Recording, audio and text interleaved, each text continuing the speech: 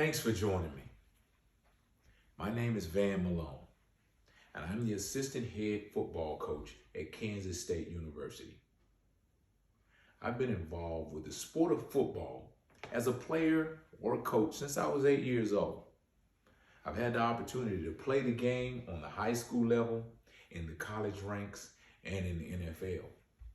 As a coach, I've coached and learned on every level of football, from high school to college and the NFL as well.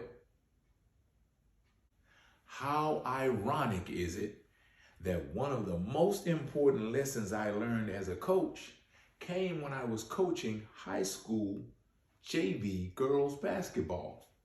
The team I coached was very talented and we had great success. In my first year, we were preparing to face off against a tough opponent. They beat teams handily and they let them know it. Now, the coach was not teaching good sportsmanship at all. And honestly, that rubbed me the wrong way.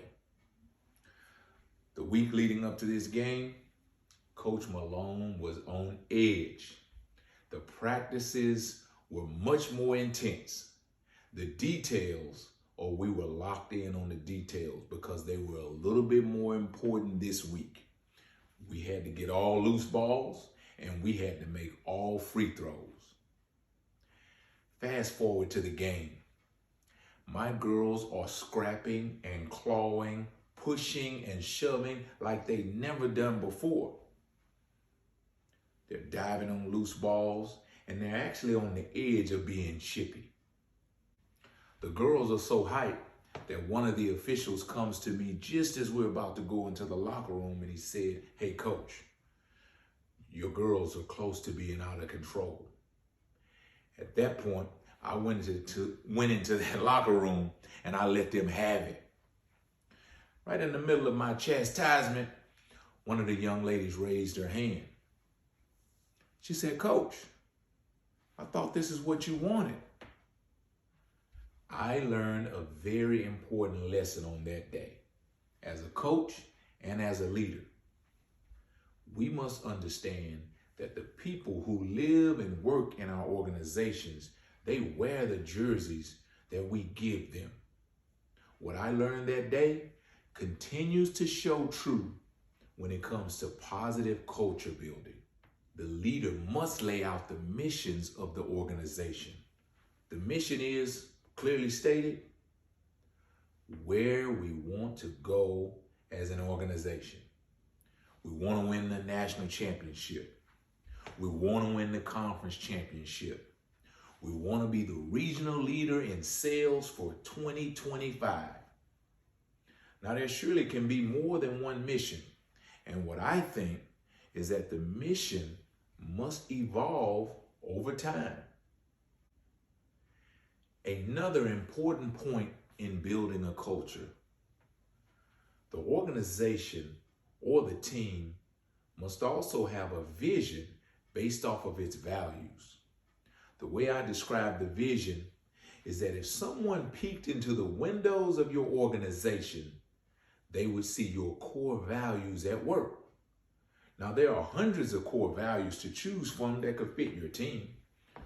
You got family, accountability, teamwork, trust, honesty, work ethic, toughness, leadership. When an outsider encounters your organization, he or she must see the vision moving in your organization. The greatest leaders must care about the people who follow them. In my mind, leadership is an art. Leaders must gain the willingness of the men and women in the organization in order for the organization to move forward and accomplish the goals. One of the most successful ways to do that is to develop real relationships. When my players come into my office, I put away my 2 phones so that I can attend to that interaction with them. The moment with that individual is important to that person, so I have to make it important to me. In corporate America, sometimes your pay is a reflection of how the organization values you. I feel that there are other ways for leaders to show that they value team members. Remembering employees' birthdays and kids' names and important moments in people's lives can be very helpful in building positive cultures through relationships.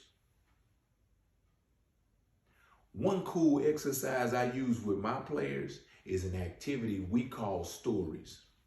It's an interactive way to allow team members to be vulnerable by sharing their stories.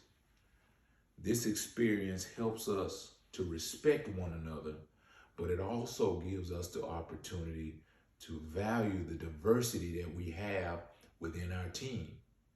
Multiple corporations that I have visited with have used this exercise in small groups with great success. Now we're going to get to the good stuff. The culture flywheel says that the leader defines and pushes the culture initially. Once the culture is embedded in the organization, the behavior and responses of those in the organization are driven by the culture. At that point, you get the desired results.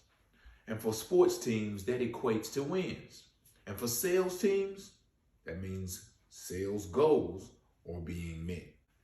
One example of the culture taking over and affecting the behavior of a team happened in preparation for our bowl game.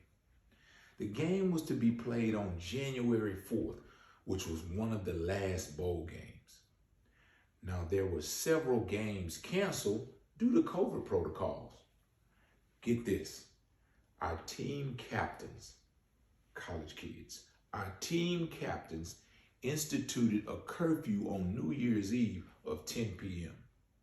College kids who realized the mission of the team was more important than a late night on the town. Man, this showed our coaches that our culture was taking over and driving the team members' behavior, just like we had planned. Now, I have studied some of the greatest sports teams in history. And when you study them and you study successful organizations, you're going to find incredible talent and skill for sure.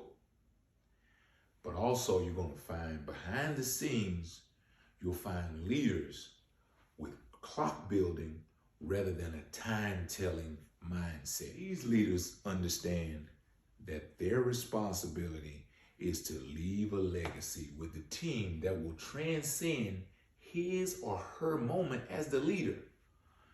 Building positive cultures require the leader to be vulnerable, to communicate well, and to care about people just as much as the missions of the organization. Oh yeah, about that basketball game I was taking you through. We came out at halftime and we didn't look back. We demolished the opponent with class, of course.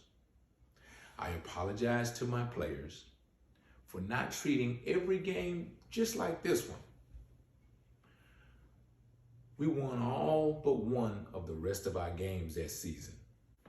Thanks for your time and good luck in building a positive culture through relationships.